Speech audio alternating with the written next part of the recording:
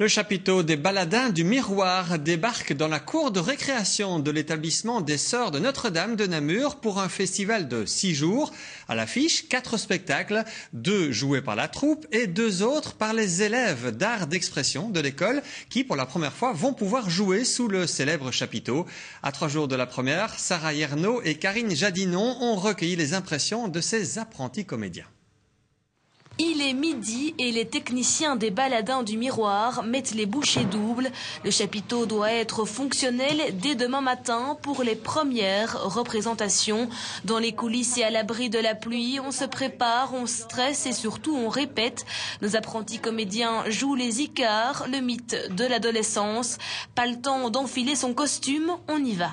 Attends, j'en ai une bonne. Tu préfères être enfant ou être adulte?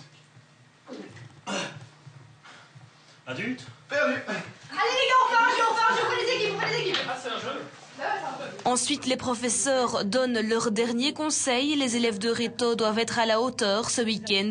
Pour eux, c'est un véritable challenge de jouer sous le chapiteau des Baladins du Miroir. C'est assez exceptionnel de jouer là-dedans, avec des comédiens comme eux. Enfin voilà, ils ont toute une histoire derrière eux, donc voilà, c'est assez génial. C'est un stress en plus aussi, je suppose. Oui, évidemment, c'est pas comme chaque année dans une salle comme la Maison de la Culture. Voilà, c'est vraiment tout un autre univers qu'on doit exploiter aussi, faire à la manière un peu d'un cirque comme ça. C'est vraiment, oui, c'est un petit stress en plus, un petit challenge. C'est un gros stress en plus, parce qu'on se dit qu'il est quand même marqué les Baladins du Miroir, et donc on doit quand même avoir un spectacle de qualité qui est à la hauteur de ce que les gens pourraient attendre. Ce qu'on essaie de faire ici depuis un an, c'est d'être à la hauteur, et donc on va faire ce qu'il faut, quoi. Vous êtes prêts? Ça, c'est confidentiel. À l'extérieur, le chapiteau n'est pas tout à fait fini. On monte les gradins. D'ici demain, 400 personnes prendront place devant près de 60 élèves qui espèrent recevoir quelques conseils de ces professionnels. On a tous commencé comme ça, en allant au théâtre et en rêvant qu'un jour peut-être on foulerait le plancher de ce théâtre.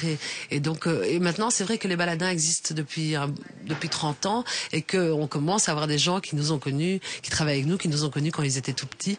Voilà, donc c'est une espèce de passation, c'est une espèce de passation d'énergie, de désir. Dès demain, l'aventure commence. Les Baladins du Miroir ouvrent le bal jeudi, vendredi et lundi avec le cocu imaginaire de Molière. Samedi et dimanche, Icare sera incarné par les élèves de Réto avec en première partie une pièce des 3e secondaires. Et enfin, mardi, pour la première fois à Namur, les Baladins du Miroir joueront les oiseaux de passage de Henri Gougaud qui sera également présent.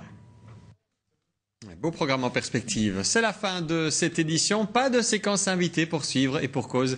Nous laissons place au journal des communes à la suite du jour off du 1er mai hier. Vous avez droit en effet à 2 en 1.